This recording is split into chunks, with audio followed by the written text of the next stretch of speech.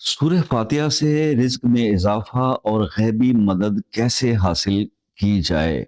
یہ کویشچن پچھلے دنوں ریز ہوا کہ سورہ فاتحہ کے بہت سارے میں نے اعمال بتائے، وظائف بتائے اور کرنے کے طریقے بھی بتائے۔ تو رزق میں اضافہ اور غیبی مدد کے لیے تھوڑی سی مستقل مزاجی کی ضرورت ہے۔ ٹھیک ہے، اب سورہ فاتحہ کا آغاز ہوتا ہے الحمدللہ رب العالمین کی آیت سے، یعنی کہ شکر کرنے والوں کا رزق بڑھتا ہے، یہ ذہن میں رکھیں۔ آسان سا طریقہ یہ ہے بھائی، صبر کریں، شکر کریں، نماز کی پابندی کریں۔ صبح فجر کی سنتوں اور فرض کے درمیان سورہ فاتحہ 100 بار پڑھیں 40 دن تک، اول آخر 3 بار درود شریف کے، اور جب یہ 40 دن پورے ہو جائیں تو اس کے بعد آپ اس کو 40 بار ڈیلی پڑھنے کا معمول رکھیں۔